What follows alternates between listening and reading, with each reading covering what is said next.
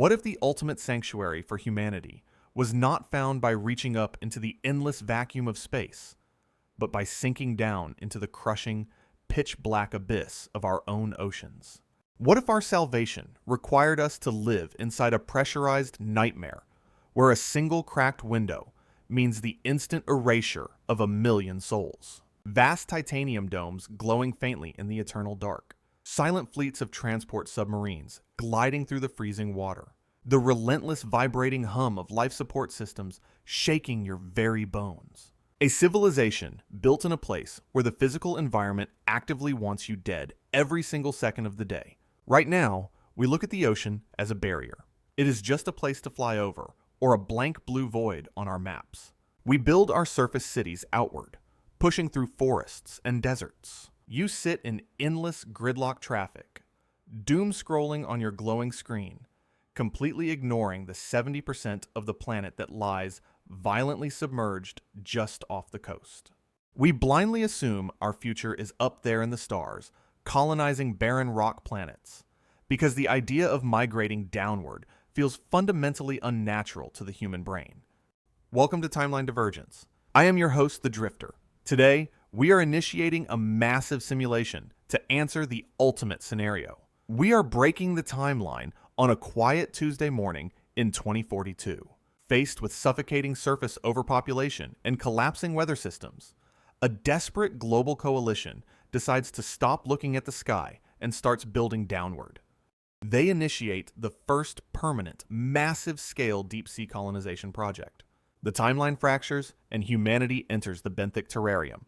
The simulation begins. Year 1 is a nightmare dressed as a miracle. When the global coalition announces the descent, the media paints a beautiful picture of glowing glass utopias and endless blue horizons. But the ocean does not care about our beautiful concepts. The ocean is an alien world governed by brutal, unforgiving physics. The very first thing humanity realizes is that we are not building cities. We are building submarines that can never move. Let us talk about the invisible enemy. Pressure. Water is incredibly heavy.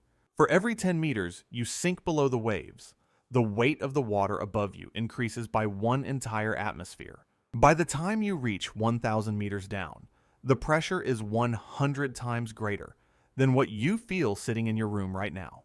It is the physical equivalent of balancing a fully loaded freight train on a postage stamp. The water wants to get inside. It pushes against every inch of steel, every seal, every welded joint, constantly, relentlessly, 24 hours a day. Because of this, the first habitats are incredibly ugly. There are no massive glass windows looking out at passing whales. Glass shatters. The initial outposts are thick, brutalist titanium spheres and interlocking reinforced cylinders. They look like massive mechanical insects clinging to the dark, freezing mud of the abyssal plain. Imagine you are a structural welder on Platform Delta. It is 3 in the morning. You are suspended in freezing pitch-black water, relying entirely on the artificial beam of your helmet light.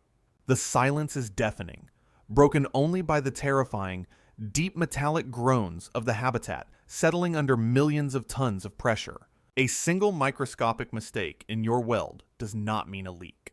It means the pressure differential will instantly ignite the oxygen inside the module, turning the entire living quarter into mist in less than 1/10 of a second. This is the brutal reality of the first 5 years. When a building collapses on the surface, you can dig through the rubble and find survivors. When a deep-sea habitat fails, there is no rescue mission. There is no alarm. There is only a loud crack, and then absolute silence. The environment does not forgive human error. It instantly erases it. So why do we stay? Why do we endure this terrifying risk? Pure, unchecked corporate greed. The surface world is starving for resources. Down in the dark, the seafloor is paved with untold trillions in rare earth metals. Cobalt, lithium, copper. The fundamental ingredients required for every single smartphone, electric vehicle, and computer processor on the planet are just sitting there in the mud. Governments are far too slow and buried in bureaucracy to claim this new frontier. Massive technology and mining conglomerates immediately swoop in. They carve up the ocean floor like a massive pie. National borders simply dissolve under the waves. They are replaced by corporate depth claims. You no longer live in a country. You live inside a pressurized tube owned by a tech monopoly. Everyday life in this first decade is incredibly bleak. Down at the bottom, there is no sunlight. None. The water temperature is barely above freezing. To survive, these early pioneers must artificially generate every single thing required for human life. They build massive electrolysis plants to rip oxygen directly out of the surrounding seawater. They tether entire settlement rings to boiling toxic hydrothermal vents just to harvest the geothermal energy required to keep the lights on. It is a terrifying, closed-loop system where nature provides absolutely nothing but the threat of death. Think about your daily life right now. When your internet goes down, you get annoyed and wait a few minutes. When the power grid fails in a surface city, people light candles. But in the deep sea colonies, a power failure is an immediate extinction event. If the massive turbine engines stop spinning, the oxygen recyclers go dead. The heating coils turn off. The freezing dark of the abyss slowly creeps through the metal walls. Every single breath you take depends entirely on machines that must never, ever fail. You are entirely locked out of the natural world. By year 7, the romantic illusion of conquering the ocean completely shatters. The surface world watches in horror as news feeds are occasionally interrupted by reports of entire mining colonies simply dropping off the grid. No wreckage is ever recovered. The immense pressure simply swallows them whole. A deep existential dread begins to spread among the surface population. The scariest realization about deep sea living is not that we might fail. It is the terrifying fact that we are successfully turning humans into a species of biological cargo, packed into metal cans at the bottom of the world. Yet, the colonization does not stop. It accelerates. The surface economy becomes entirely addicted to the cheap energy and endless minerals flowing up from the dark. A twisted new class system begins to form. Desperate, unemployed surface dwellers sign ironclad, one-way contracts to go down into the black water. They trade the open sky for a corporate paycheck, risking instant vaporization every single day. Meanwhile, the billionaires who own the domes remain safely in their penthouses, breathing natural air and walking on real dirt. Let us look deeper at the daily survival mechanics. Food becomes an entirely engineered concept. You cannot grow wheat without the sun. You cannot raise cattle inside a metal tube. The first decade sees the total collapse of traditional agriculture for anyone living below the surface. Instead, massive vats of genetically modified algae and synthetic protein pastes become the primary diet. Every meal tastes vaguely of iodine and recycled air. The physical toll on the human body is immediate and severe. Without natural sunlight, vitamin D deficiency skyrockets. Bone density drops. Circadian rhythms are completely destroyed because artificial lights dictate when it is day and when it is night. People begin to lose their grip on reality. The sensory deprivation is absolute. There is no wind, no rain, no changing of the seasons. There is only the endless vibrating hum of the life support generators and the terrifying, heavy blackness pressing against the hull. Psychologists coin a new term for the mental breakdown that sweeps through the colonies. The abyssal panic. Workers begin to hallucinate, hearing voices in the metallic groans of the pressurized walls, becoming convinced that the ocean is a living, breathing entity trying to crush them. This is the foundation of our new world. A terrifying mix of cutting-edge engineering and primal human terror. We fled the crowded surface, looking for freedom. But the freedom we found was entirely artificial. Freedom in the deep sea simply means having enough battery power to afford your next breath. The infrastructure is set. The massive cables are anchored to the ocean floor. Humanity has officially shackled itself to the abyss. The immediate shockwaves slowly fade into a grim, terrifying acceptance. The first 10 years prove that we can survive the pressure, but the true nightmare arrives when we realize we can never go back up. The simulation fast forwards exactly 100 years. Welcome to the 22nd century. The year is 2142. We have moved far beyond the fragile, terrifying metal tubes of the first decade. Humanity has successfully terraformed the abyss. Massive, sprawling megacities anchor themselves to the tectonic ridges of the Pacific Ocean. Glowing, bioluminescent transit cables stretch for thousands of miles across the previously untouched, pitch-black desert of the seafloor. It is an absolute marvel of extreme human engineering, But do not let the beautiful, neon-glowing domes fool you. The surface of the Earth is no longer the center of human civilization. It has become a heavily guarded, incredibly exclusive luxury resort. Only the ultra-wealthy, the corporate executives, and the political elite live up there, breathing real air and walking on natural grass. The rest of humanity, billions of ordinary people, have been pushed downward into the deep.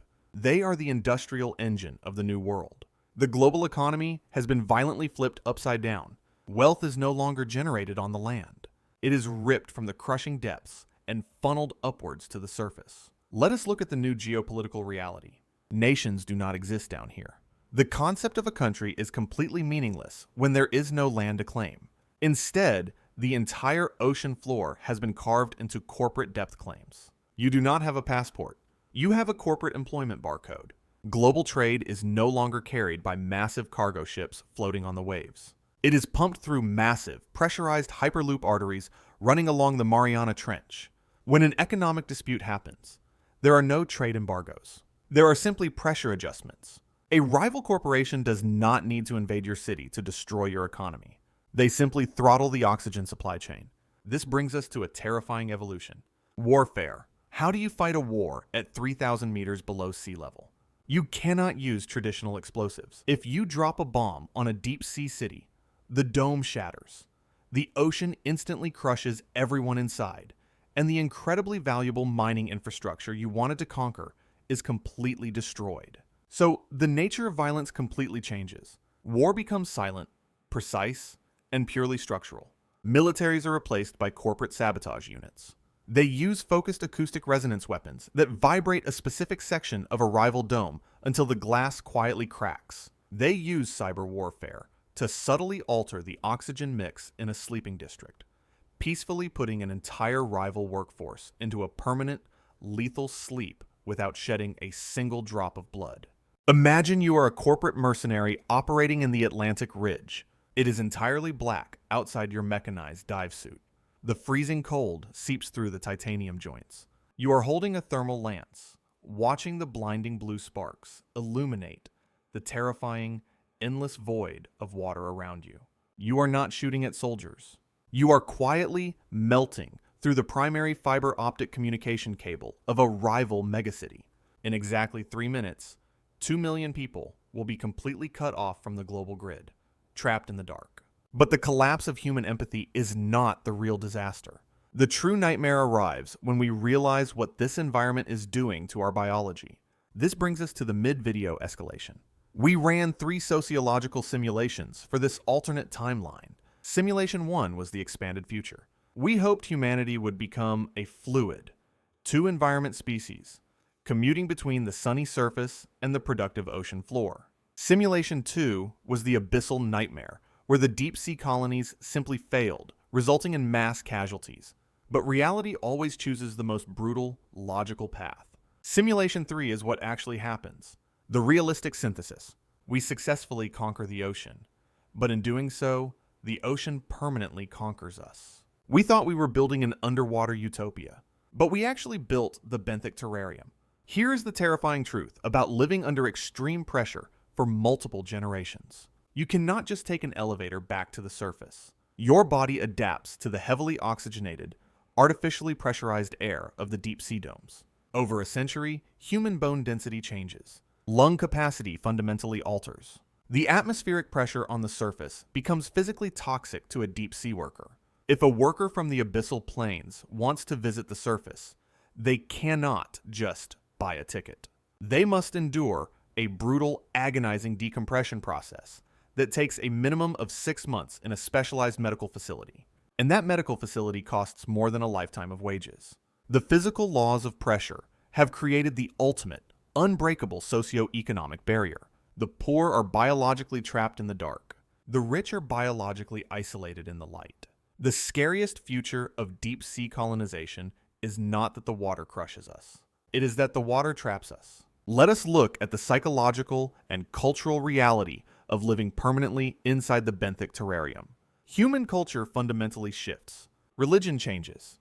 People no longer look up to the sky for salvation. The sky is a myth. They look up and see only a terrifying, crushing black void of heavy water. God is no longer in the heavens. God is the massive, humming nuclear reactor at the center of the city that keeps the heat on and the water out. Think about your daily life right now. You complain about your Wi-Fi dropping or your food delivery being late. Now, anchor those everyday inconveniences to the bottom of the ocean. Your social media still exists. You still doom scroll, but your location tag is a depth marker. Dating apps are entirely restricted by pressure zones. You cannot match with someone who lives 500 meters above you because a casual coffee date would require 3 weeks of physical decompression. You spend your entirely artificial day inside a cramped, windowless apartment. Picture yourself right now. Imagine you are a third-generation Benthic resident in the Pacific sector. You are sitting in a metallic pod, staring at a screen displaying a fake, digitally rendered blue sky. The air smells faintly of ozone and recycled human sweat. You can feel the low, constant, terrifying vibration of the massive water displacement pumps humming through the floorboards. You know with absolute certainty that there are 3 miles of black, crushing water directly above your head.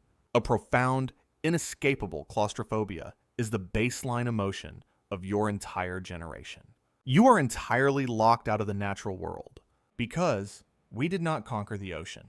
We simply infected it. We brought noise and artificial light to a place that had been silent and dark for billions of years. The massive geothermal taps are slowly heating the bottom of the ocean. The artificial kelp farms are displacing ancient, fragile deep-sea ecosystems. We fled the surface because we destroyed the environment. And now, we are methodically destroying the only backup environment we have left.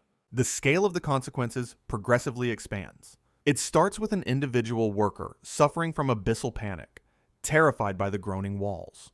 It scales up to city-wide power rationing, where neighborhoods are plunged into freezing darkness because a mining quota was not met. It expands to global corporate warfare, where massive artificial earthquakes are triggered to collapse rival underwater trenches. And finally, it escalates to the entire human species. For the first time in human history, we are actively splitting our own evolutionary tree. We are no longer one species. We are becoming 2. The elite, surface-dwelling humans with low bone density who worship the sun, and the subterranean, deep-sea humans built for high pressure, synthetic food, and eternal darkness. We built a wall between the classes so thick it is measured in atmospheres of pressure. The ultimate irony is that the deep-sea cities were initially sold to the public as a massive leap forward for human freedom, an endless frontier of open ocean. But when you remove the sun, when you remove the sky, and when you make every single breath entirely dependent on a corporate-owned life support system, freedom ceases to exist. Freedom was just a byproduct of our struggle to survive on the surface. Down here, there is no freedom. There is only maintenance. We have firmly established the terrifying new normal of the 22nd century. The physical trap is set. The biological division is complete. We have reached the end of the simulation. The ultimate paradox of this alternate timeline is finally clear. In the beginning, humanity spent centuries looking up at the stars, begging to be saved from a dying surface. We completely ignored the fact that our ultimate, terrifying future was waiting for us at the crushing bottom of the ocean. We fled a world we broke, only to lock ourselves inside a cage we can never, ever leave. This is the final, undeniable truth of the Benthic Terrarium. We did not build a deep-sea sanctuary. We built a heavily pressurized tomb. By fleeing the surface to survive, we willingly engineered a fragile society where a single rusted pipe, a single power failure, or a single act of corporate sabotage means the instant, violent erasure of 1 million human souls. What does this thought experiment reveal about our fragile human nature? It shows that we are absolutely terrified of facing the consequences of our own actions. We would rather conquer the most hostile, crushing, pitch-black environment on the planet than fix the perfectly habitable surface we were naturally born to thrive on. We are a species that will adapt to absolutely anything, even if that adaptation requires us to completely surrender our freedom, our sunlight, and our biological connection to the natural world. For generations, we have always looked up to the endless sky to find our glorious future. But perhaps the most realistic, terrifying future of human civilization has always been waiting for us in the absolute darkest, deepest places on Earth. What do you think about this alternate timeline? Would you choose the overcrowded, dying surface, or take your chances in the crushing dark of the abyss? Let me know down in the comments. If you enjoyed this thought experiment, please hit the like button and subscribe to Timeline Divergence. Until next time, stay curious and keep watching the timelines.